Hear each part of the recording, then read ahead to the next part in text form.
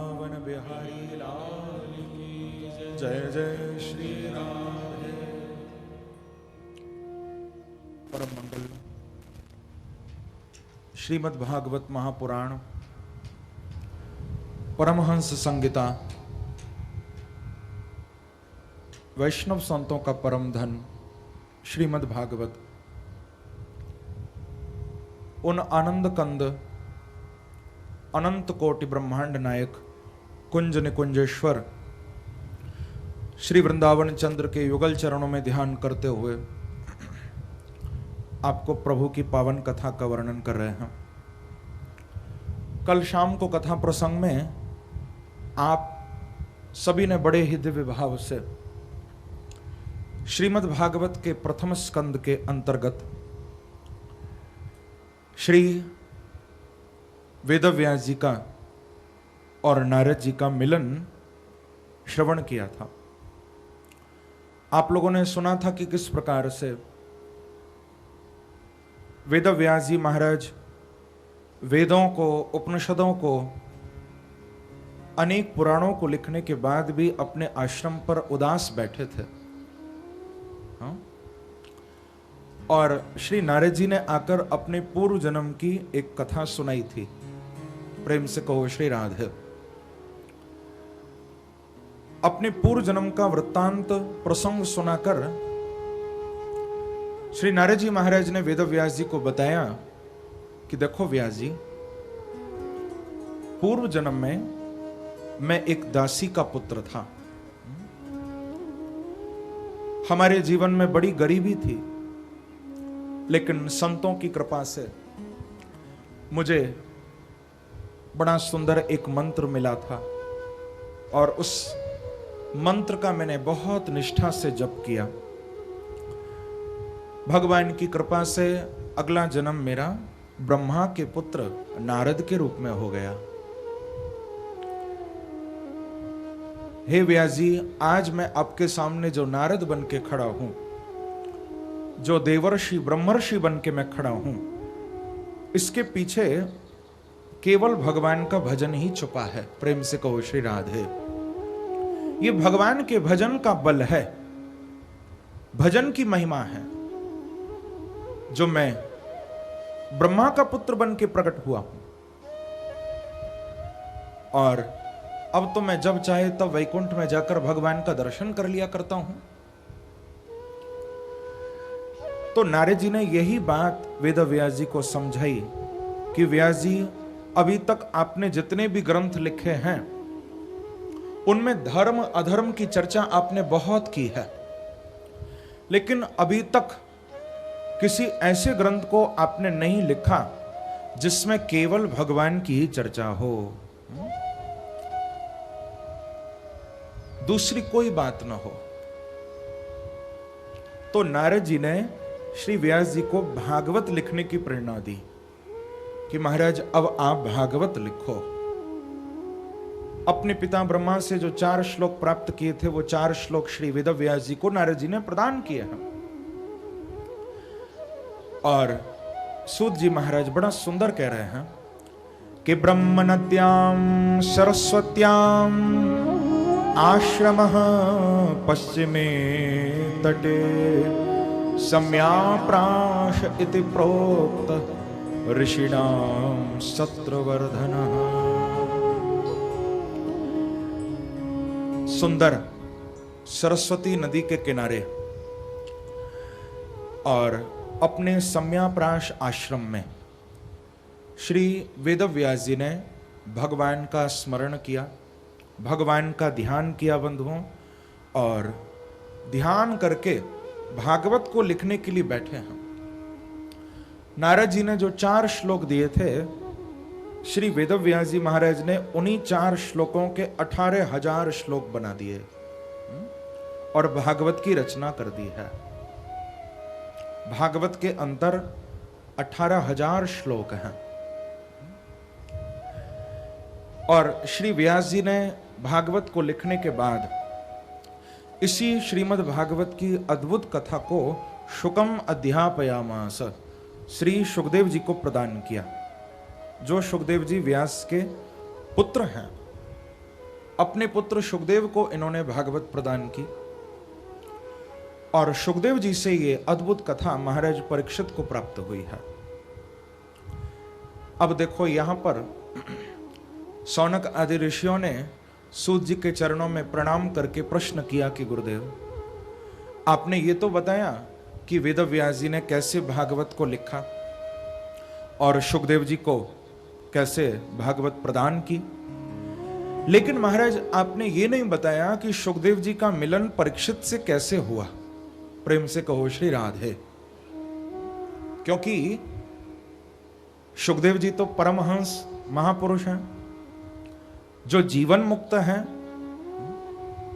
जिनके अंदर संसार की कोई वासना नहीं, जो पैदा होते ही सन्यास की ओर चले गए थे।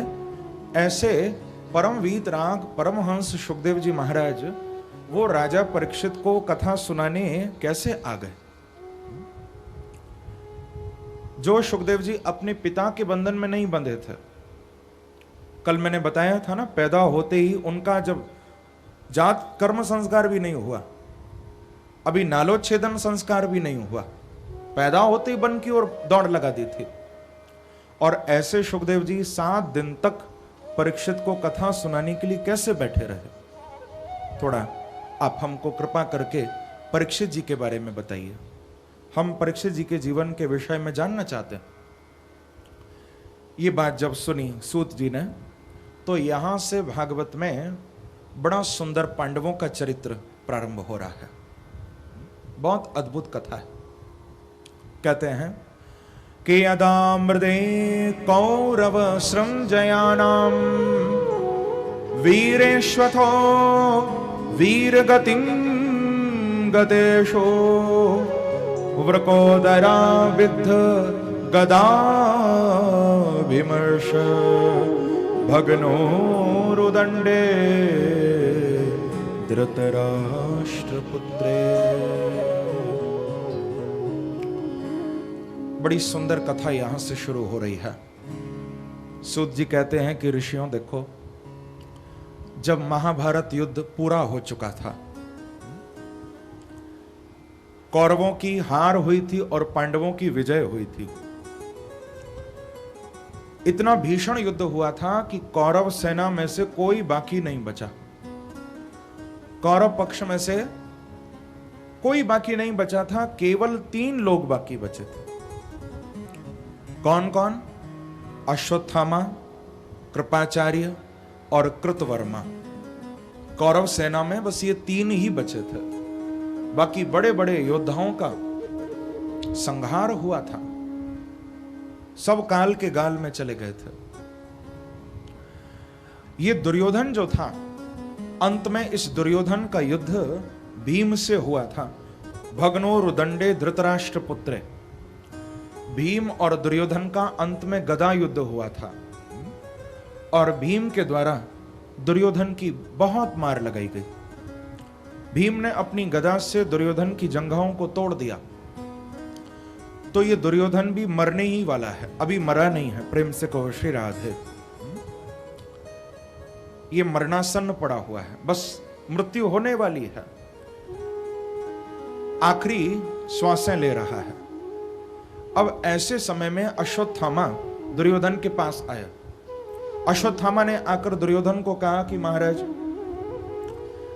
अब मैं समझ गया हूं कि आप बहुत जल्दी शरीर छोड़ने वाले हो, तो यदि आपकी कोई आखिरी इच्छा हो तो आप मुझे बताओ, क्योंकि मरने वाले की आखिरी इच्छा पूछनी चाहिए। यदि कोई बात मन में रह गई हो तो आप बोलो।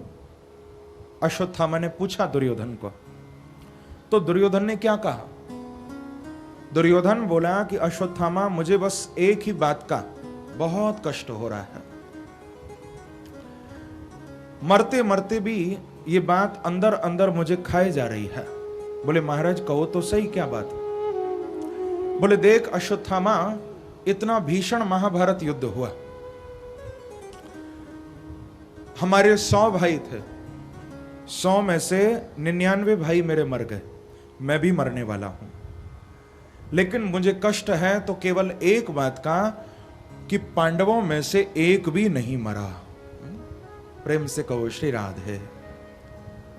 मेरे 99 भाई मर गए इस युद्ध में, मैं भी मर जाऊंगा, लेकिन 5 पांडवों में से एक भी नहीं मरा, मुझे इस बात का कष्ट है। तो देख अश्वत्थामा, मेरे जाने से कम तू 5 पांडवों में से एक को तो मार के आ। देखो, जब कोई भला आदमी मरता है तो वो मरते मरते भी भलाई करके जाता है, और जब कोई दुष्ट मरता है तो वो जाते जाते भी बुराई करके जाएगा, वो भलाई करके नहीं जा सकता।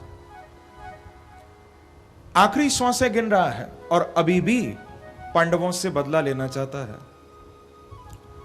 अब राजा की आज्ञा है। अश्वत्थामा ने कहा कि महाराज, आप कहते हो तो मैं प्रयास करूंगा, कोशिश करूंगा, कम से कम एक पांडवों में से किसी एक को तो मार के आऊं। ऐसा कहकर अश्वत्थामा वहां से चल दिया। अब देखो, ये विचार करने लगा कि मैं यदि पांडवों को युद्ध के लिए ललकारूंगा तो मेरे अंदर इतनी ताकत नहीं जो मैं पांडवों को हरा सकूं। तो इसने विचार किया कि क्यों ना मैं रात में चुपचाप जाकर सोते हुए पांडवों को मार डालूं। उस समय वो युद्ध नहीं लड़ेंगे, सो रहे होंगे, और मैं सोते सोते उनको मार डालूंगा। ऐसा मन में विचार करके रात्रि में हाथ में तलवार लेकर अश्वत्थामा पांडवों के शिविर में अंदर प्रवेश करता है। परंतु आज अश्वत्थामा से एक बहुत भारी भूल हो गई है। क्या भूल हो गई? जिस शिविर में, जिस कक्ष में अश्वत्थामा ने प्रवेश किया था बंधुओं, बोले उस शिविर के अंदर 5 पांडव नहीं सो रहे थे, वहां पर पांडवों के 5 बेटे सो रहे थे, और 5 पांडवों के वो पुत्र देखने में बिल्कुल पांडवों की तरह लगते थे। श्रुतकर्मा, श्रुत कीर्ति, प्रतिविंध, शतानीक, ये 5 पांडवों के 5 बेटे हैं। देखने में एकदम पांडवों की तरह। युधिष्ठिर जी का बेटा युधिष्ठिर जी की तरह दिखता था, भीम का पुत्र भीम की तरह प्रतीत होता था। अब भूल हो गई अश्वत्थामा से। सोचा कि ये 5 पांडव ही सो रहे हैं, तुरंत तलवार निकाली है और पांडव समझकर 5 पुत्रों के सिर धड़ से अलग कर दिया, 5 को मार डाला। 5 के सिर अपने झोले में रखे बड़ा प्रसन्न होता हुआ कि मैंने 5 को मार दिया, बहुत खुश होता हुआ वहां से बाहर निकल गया। अब गया दुर्योधन के पास। दुर्योधन को जाकर इसने कहा कि महाराज, आप तो एक की बात करते थे, मैं 5 पांडवों को मार के आया हूं। अच्छा अश्वत्थामा, तूने तो कमाल कर दिया। यदि ऐसी बात है तो फिर मुझे विश्वास दिलाने के लिए तेरे पास कोई प्रमाण है? मैं कैसे मानूं कि तूने पांडवों को मारा? बोले महाराज, मैं जानता था कि आप यही पूछोगे, इसीलिए मैं 5 के सिर भी लेकर आया हूं। बताओ किसका सिर दिखाऊं? अश्वत्थामा, मुझे भीम का सिर दिखा, क्योंकि दुर्योधन को भीम से सबसे ज्यादा ईर्ष्या थी। मुझे पहले भीम का सिर दिखा, तो तुरंत भीम के बेटे का सिर लेकर हाथ में दे दिया। दुर्योधन ने जैसे ही हाथ में लिया, कसकर के दबाया, वो सिर पिचक गया। दुर्योधन ने कहा कि नहीं अश्वत्थामा, ये भीम का सिर नहीं हो सकता, क्योंकि भीम का शरीर लोहे की तरह, वज्र की तरह था, उसका सिर ऐसे दबने वाला नहीं था।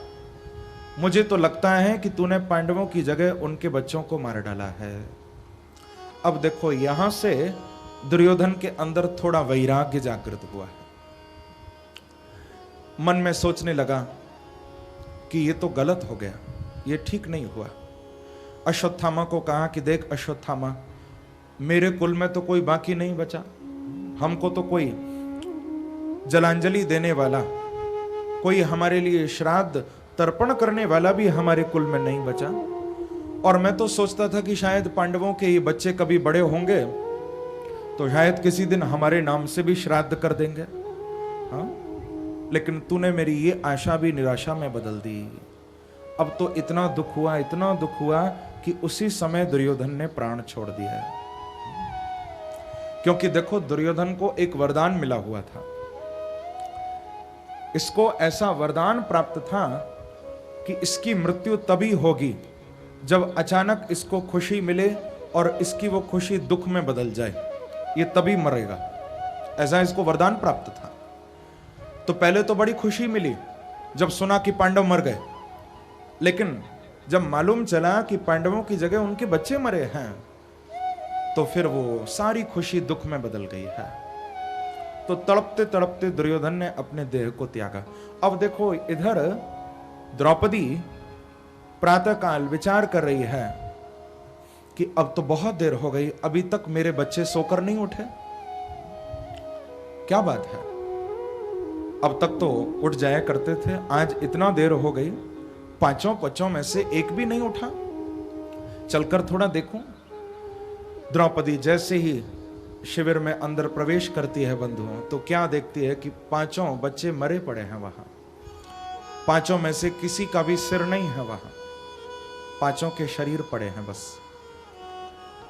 अब तो बड़ा दुख हुआ है द्रौपदी को कि माता शिशुना निधनम सुताना निशम्य घोरम परितप्यमाना तदा रुदत बाष्पकला कुलक्षी ताम सांत्वयन्नाह किरीटमाली। इतना दुख हुआ द्रौपदी को, इतना दुख हुआ, रोते रोते चीख पुकार करती हुई भूमि में गिर पड़ी है द्रौपदी। आप लोग स्वयं सोचो, यदि किसी मां का एक बेटा चला जाए तो कितना दुख होता है, और जिस मां के 5 बेटे सामने मरे पड़े हैं तो उसकी हालत को कोई क्या समझ सकता है। अपार कष्ट हुआ द्रौपदी को, बहुत दुख हुआ, चीख पुकार करने लगी। पांडवों ने जब आवाज सुनी, पांडव सभी दौड़े दौड़े आए, क्या बात हो गई। जब अपने बच्चों को मरे हुए देखा, पांडवों को भी परम कष्ट हुआ। अर्जुन ने उसी समय प्रतिज्ञा की कि जिसने मेरे बच्चों को मारा है मैं भी उसको छोड़ूंगा नहीं। अश्वत्थामा ने दौड़ लगाई और दुर्योधन ने पीछा किया है। जब अर्जुन को आते हुए देखा तो तुरंत ब्रह्मास्त्र छोड़ा अश्वत्थामा ने। तो भगवान की आज्ञा लेकर अर्जुन ने भी ब्रह्मास्त्र छोड़ दिया।